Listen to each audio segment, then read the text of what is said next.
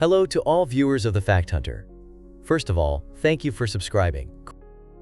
Today's episode will introduce you to matters related to the Philosopher's Stone. The Philosopher's Stone is widely regarded as a chimera. Such mindless disregard, Hermetic philosophers say, is the result of the forethought of God, who rightly does not allow such a great mystery to be shared by the unworthy and ignorant. The science of the Philosopher's Stone, or Hermetic philosophy, is part of Kabbalah and is passed from mouth to mouth.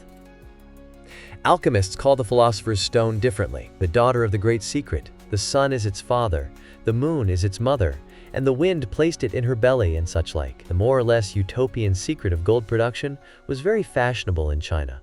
Long before it was first mentioned in Europe, the Chinese describe in their books using magical terminology about gold seeds and catalyst powder. They assure that in the pot one can obtain not only gold, but also a special and universal medicine that, when taken, provides a kind of immortality. One of the first Europeans to write about the art of obtaining gold and silver, that is, the method of obtaining the Philosopher's Stone, was Zosimos, who lived in the 5th century. This stone was supposed to be a powder, or liquid, formed from a compound of various metals, obtained under the influence of a favorable star. Gibbon notes that the ancients did not know alchemy. Nevertheless, there is a reference to how it was Caligula who tried to obtain gold by means of an arsenic preparation, but abandoned his attempts because the cost exceeded the results obtained. Proponents of this science maintain that the Egyptians knew all its secrets. This priceless Philosopher's Stone, also known as the universal elixir, solar water, catalytic powder, which has been so sought after but not yet discovered, would have provided its possessor with immeasurable riches, unremitting health, and a life free from all diseases, and even, according to Kabbalists, immortality. Nothing would be able to resist him, and he would be the most powerful, richest, and happiest of all mortals on earth. He could turn everything into gold at will and enjoy all kinds of pleasures. Not surprisingly, Emperor Rudolf only thought about it, and Philip II, it is said, laid out huge sums for alchemists working on transforming metals. But no one who followed in those footsteps was successful. The following recipe, which is believed to be the real secret of the Hermetic work, can be found in the Fair Magic books. We present it to you. Pour into a flask of strong glass fired in sand the potion of Aristos, mercurial balm, and an equilibrium amount of native gold or purified gold, and the precipitate that will settle out at the bottom of the flask will multiply 100,000 times. And if one does not know how to obtain the potion of Aristos or mercurial balsam, you can call on the Kabbalistic spirits, or even, if you prefer, a bearded demon for help. It was also told that the secret of gold production was taught by St. John the Evangelist, and indeed hymns were sung in some churches in honor of the saint, in which the following allegory was related by alchemists. Enex haustum fert tesarum quae virgos facit aurum gemmas de lapidibus, which means, more or less, immeasurable treasures are carried by whoever has gold from his rod and jewels from his stones. Others also say that for a mighty work it takes gold, lead, iron, antimony, vitriol, sublimate, arsenic, wine sludge, mercury, earth and air mixed with a rooster's egg, and human sputum, urine and excrement.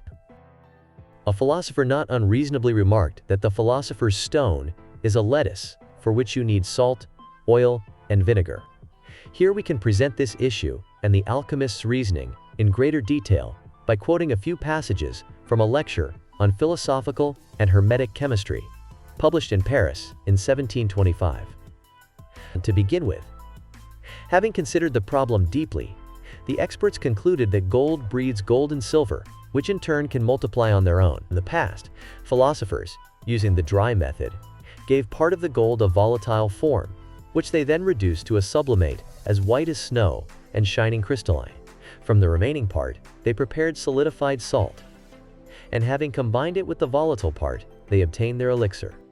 Nowadays, philosophers extract from mercury an inflammable, mineral, and self-generating and reproducing substance in whose moist nucleus the primary mercury or pure component is contained. By means of it they obtain the spiritual seed contained in gold, and in this way, which they called the moist method, they obtained their sulfur and their mercury.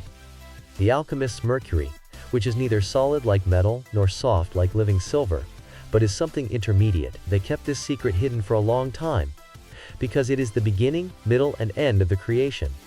However, it has been deciphered for the common good. To accomplish the work, therefore, the mercury must be purified with salt and vinegar. Sublimate it with vitriol and saltpeter, and dissolve it in nitric acid. Sublimate it again, clarify it, and solidify it. Expose some of it to cellar moisture, where it will turn into liquor or oil. This liquor. Distill this liquor to separate the spirit water, air, and fire from the Zen. Put some of this substance, clarified and solidified, into the spirit water or liquid cleaned mercury spirit. Let it all bite together until blackened, when an odorless white sulfur called salmiac will appear on the surface. Dissolve this salmiac in the liquid mercury spirit. Pre-distill the whole thing until it turns into liquor. And that's how the vinegar of the wise men is made. Having done this 3 times, go from gold to antimony and then reduce it with lime. This golden lime should be mixed with this very strong vinegar and left like this until it is finally overgrown. Then clay will appear on the surface of the vinegar, covered with a tarnish the color of eastern pearls. Now the clay needs to be cleaned very thoroughly by sublimation, and so ends the first stage of the great work. To begin the second stage, one must take, in God's name, 1 part of this golden lime and 2 parts of spiritual water with salmiac. Place everything together in a crystal vessel and egg-shaped. Seal it with a Hermesis seal by putting it on low heat. The inflammatory water will slowly dissolve the golden lime and a liquor will be formed, which is the water of the wise men. Their true Hermes having all those elemental qualities: heat, dryness, cold, and moisture. Let this substance bite through until it becomes black. This blackness is called the head of the raven or Saturn of the sages. When it arises, it is a sign that the right path has been taken. To get rid of this blackness, also called black clay, everything must be boiled again until a substance as white as snow remains in the pot. This moment of all the work is called the swan. Now this white liquor should be solidified by fire, and the precipitate will separate into 2 substances, white for silver and red for gold. In this way the work was completed, and about this the philosopher's stone was created. By performing the various operations, different substances are obtained. First, the green lion, a thick liquid, also called nitrogen, which allows you to extract the gold contained in base substances. Next is red lion, a bright red powder that transforms metals into gold. The raven's head, also known as the black sail of Theseus's ship, a black sediment that precedes the formation of the green lion, and which, appearing after days 40, heralds the success of the whole enterprise. It serves to decompose the substances from which one wants to extract gold. The white powder, which transforms white metals into pure silver. The elixir in red, with which gold is produced and heals all wounds. The elixir in white, also called the white daughter of philosophers, with which to produce silver and ensure long life. All these varieties of philosopher's stone grow and multiply. The rest of the book, which I quoted here, continues in a similar tone and contains all the secrets of alchemy. Alchemists maintain that God taught Adam the secrets of alchemy, and he passed its secrets to Enoch, from whom they gradually passed to Abraham, Moses, Job, who multiplied his wealth 7-fold thanks to the philosopher's stone. Further to Paracelsus, and finally to Nicholas Flamel. Alchemists respectfully refer to books attributed to Mary, Moses' sister, Hermes, Trismegistos, Democritus, St. Thomas Aquinas, and such like. According to them, Pandora's box, Jason's golden fleece, Sisyphus' stone, or Pythagoras' golden thighs, are nothing but allegories of the philosopher's stone. They find their mysteries in Genesis, in the Odyssey, in Ovid's Metamorphoses, and especially in the Apocalypse, which they consider a poem in honor of alchemy. Vigilant dragons, or fire-breathing bulls, are symbols of alchemical work. Jobinet de Montesson, nobleman of Chartreux, even provided explanations in this vein of the meaning of the unusual figures adorning the facade of Paris's Notre Dame Cathedral. He saw them as the complete history of the philosopher's stone. The Eternal Father, with an angel in each hand spreading his arms, is an obvious symbol of the perfection of the work accomplished. This is the finding of the philosopher's stone. Others say that the great mystery cannot be comprehended except through the use of black magic, the spirit that is engaged in transmitting it to people, they call the bearded demon.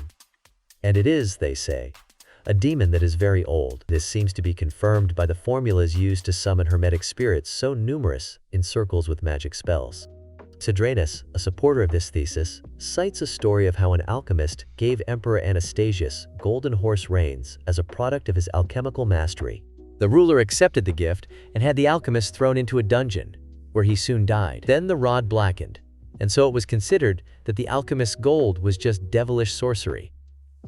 There are also stories that prove that it is simply a hoax. A Rosicrucian passing through Sedan told Henry I, Duc de Bouillon, the secret of gold production. It involved melting in one crucible a pinch of red powder he gave him, with a few ounces of lead glycine. The prince performed the operation in the presence of the impostor, and from 3 grams of powder, he obtained an ounce of gold. This delighted him more than amazed him. Then the alchemist, wanting to deceive him completely, gave him the entire supply of this magic powder, and there were 300,000 grams of it. So the prince thought that he had become the owner of 300,000 ounces of gold, and that the alchemist was in a hurry to leave, for he was going to Venice to attend a congress of hermetic philosophers. All that was left was for him to ask the duke for 20,000 thalers. The Duc de Bouillon gave it to him and dismissed him with honor. The man, in turn, as soon as he arrived in Sedan, bought up all the glibness he could find from the local apothecaries, and then resold it to the duke, mixed with a few ounces of gold. When the supply ran out, the duke was left with no gold, no Rosicrucian, and number 20,000 thalers. Quoted by Delirio, Jeremiah Madaris recounted a similar prank played by another alchemist on the Marquis Ernest. At one time, all rulers were engaged in the search for the Philosopher's Stone.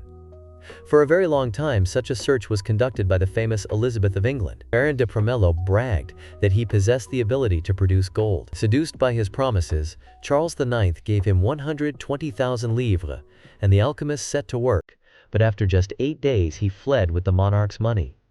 He moved swiftly in pursuit, was caught and hanged. In 1616, Queen Marie de Medici gave 20,000 thalers to Guy de Krusenberg to work on gold production in the Bastille. He fled France with the entire amount. And still, before 3 months had passed, Pope Leo X was less naive when a man claiming to know the secret of the Philosopher's Stone approached him. Offering to sell the secret, the keeper of the arts instructed him to come back tomorrow. He then told him to give him a bag, saying that since he could produce gold, he was getting something in which to store it.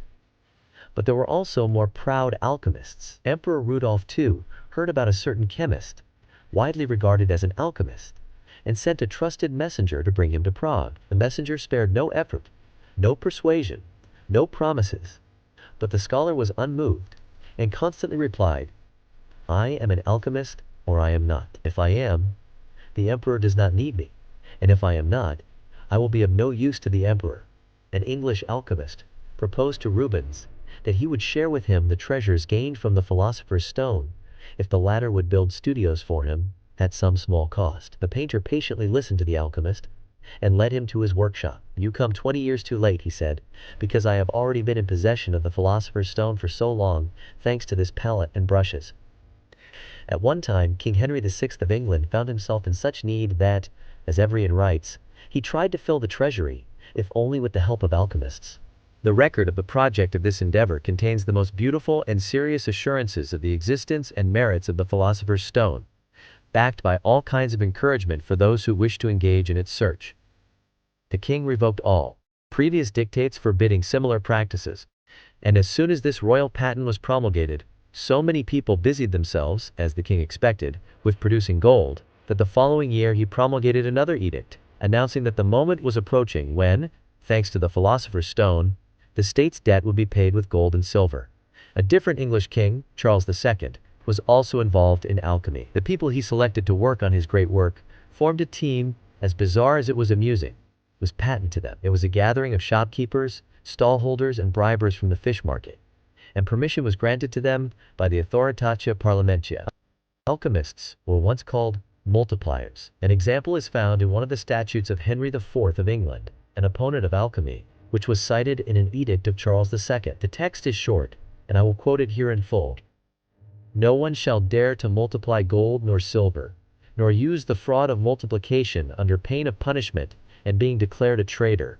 In Literary Curiosities we read that a certain British princess, passionate about alchemy, met a gentleman who claimed to be the holder of the secret, lead transmutation, asking only for the time and materials needed to perform such transmutation. He was taken to the domain of his new protector. A spacious laboratory was built for him, and anyone was forbidden to enter, lest they disturb the master. The alchemist contrived to have food served through a rotating door, and so he saw no one, and no one looked in and distracted him. For 2 years he spoke to no one, not even the princess. When he finally led her into the workshop, there she saw alembics, cauldrons, tangles of long tubes, blacksmiths' hearths and furnaces, and 3 or 4 blazing fires of hell. With no less reverence, she gazed at the trenchant, pale, lean, and weakened face of the alchemist, who was explaining his accomplishments in a jargon she didn't understand. She also saw, or so she thought, piles of still imperfect gold crumbling in all corners of the laboratory. Meanwhile, the master asked again and again for new dishes of incredible amounts of coal. Despite her zeal, the lady realized that satisfying the alchemist's demands had already consumed a large part of her fortune. She decided, on the advice of reason, to limit the momentum of his imagination. She declared this to the sage. The latter said that he himself was puzzled by the slowness of his progress, but promised to redouble his efforts, and declared that about this I would seriously consider an operation, which he thought he could do without, until now. The protector left the tabernacle again full of golden visions. One day at lunchtime, a shrill scream was heard, followed by an explosion, similar to a cannon shot. The princess ran with her men to the workshop. There they found 2 shattered retorts, the laboratory in flames, and the alchemist himself charred from head to toe. Elijah Ashmole wrote in his diary of May 13, 1655, "My father Bacoas, the astrologer, lying ill in an asylum in Fleet Street, near the church, and sensing about 11 o'clock in the evening his approaching death, he revealed to me the secret of the philosopher's stone, and passed it on as a heritage before he passed away." So we learn that the unfortunate man who knew the secret of gold production lived on alms, and Ashmole saintly believed that he was now the possessor of this recipe. Nonetheless, Ashmole left a curious monument to the learned follies of his time in the Theatrum Chemicum Britannicum, where he collected the treatises of the English alchemists. The collection presents samples of Rosicrucian mysteries, and Ashmole reads tales whose awesomeness surpasses all Arabic Hymers. He also writes about the philosopher's stone, which he knows enough to keep silent about and far too little to talk about. Modern chemistry, however, cherishes the hope, not to say the certainty, that one day the alchemist's golden dream will come true. Dr. Guyattner of Göttingen ventured the prediction that in the 19th century, transmutation of metals would become widely known, and every alchemist would know how to produce gold. And kitchen utensils will be made of silver and gold, which will greatly contribute to prolonging our lives. Very exposed today to the constant actions of oxides, of copper, iron, and lead absorbed with food.